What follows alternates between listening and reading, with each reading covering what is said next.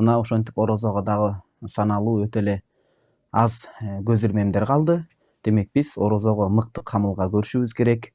Ар кандай чабалдыкты, жапайылыкты, туура эмес адам баласынын акыл эсине, анын деңгээлине, анын даражасына туура эмес келген кылык жорук, жаман жосумдардан оолак болуп, жакшы нерселерге тырышып аракет кылышыбыз керек. Муну айтканым бекер эмес. Мына азыркы учурда Кыргызстанда чуулгандуу окуялардын бири бир тууганыбыз Раматылык Айзаданын мына ушул окуясы баардыгыбыздын жүрөгүбүздүн үшүн алып турат. Жаман нерсе болду.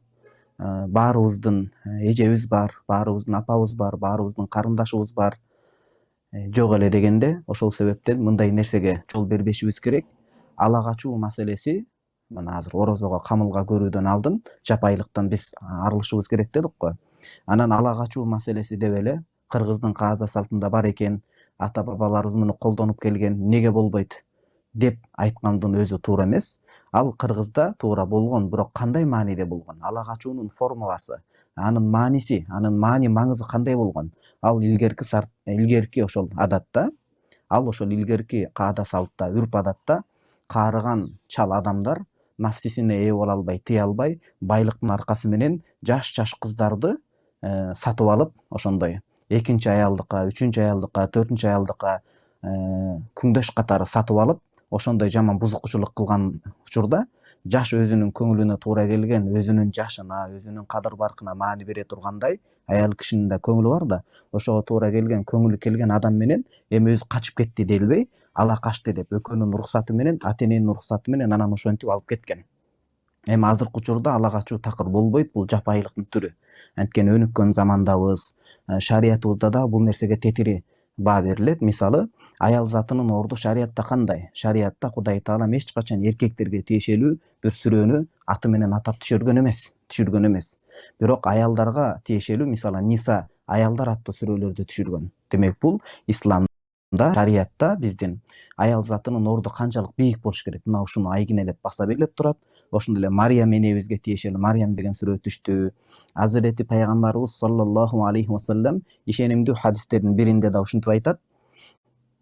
Сүйүктүү пайгамбарыбыз саллаллаху алейхи вассалам ишенимдүү хадисинде ушундай деп баса белгилеген: силердин эң жакшыңар үй бүлөсүнө жакшы болгондор дейт. Аял затына жакшы мамиле кылгандар Кудайдын астында эң бир даражасы бийик улуу адамдар болуп эсептелет дейт.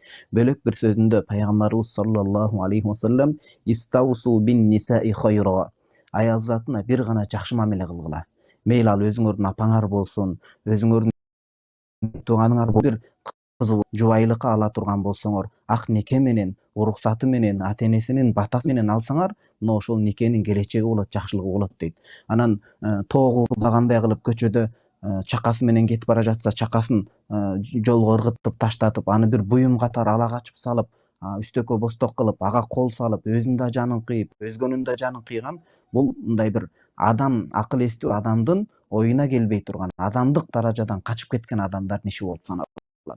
Тооктун дагы куну бар. Шариятта ошол 10 дирхам деп коет. Жалпы жонунан айтканда $100 болуп эсептелет. Азыркы тапта 10 дирхамдын көлөмүндөгү буюм уурдалса, шариаттын чеги боло турган болсо, адамдын кадимгидей колу кетет.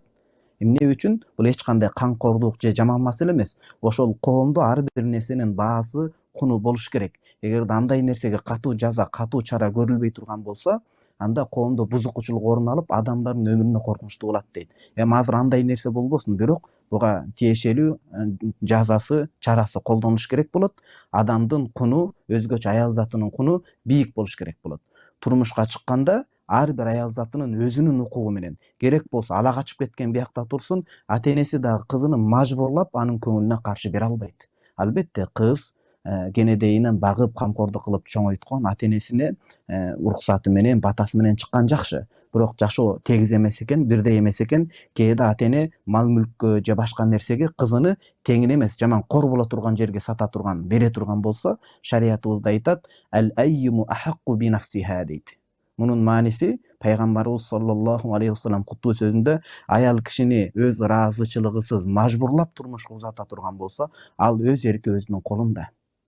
жашай турган кыз ал ошол болот. Аны мажбурлап бирөөнүн байлыгына, бирөөнүн бийлигине, башкасына карап бере бере турган болсо, узатып бере турган болсо, ал никеде береке жок. Анткени ал өмүр бою же көңүлү дал келбей кул сыяктуу өтүп кетиши мүмкүн.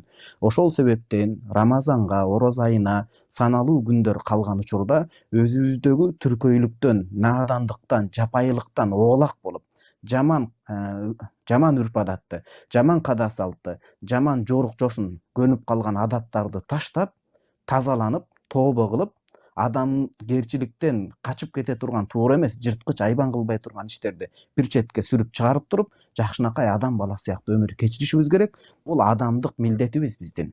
Кыргыздын чыгаан жазуучусу баса белгилегендей, эң кыйыны күн сайын адам болмок дейт. Демек, адамдык касиетибизди жоготпойлу, мындай ишке экинчи барбайлы. Ошол Айзаданын бир туугандарына, ата энесине учурдан пайдаланып, терең мындай бир кайгысын бирге бөлүшүп, анан бир көңүл айтабыз.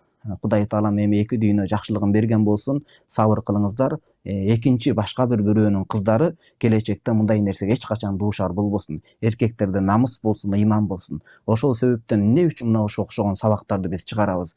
Бул окшогон сабактар эмнеге элге зарыл? Азыр көп адамдар мектептен мечитке көбөйүп кетти, дигүү дейт. Адамдын ыйманы болбосо, ал ушундай айбан кылбай турган нерселерге барып, жорук жосундарды жасай берет. Демек, Кудай таалам ыймандан, ынсаптан, акылдуулуктан, адам баласына керектүү асыл мүнөздөрдөн эч качан бизди куру жалак калтырбасын.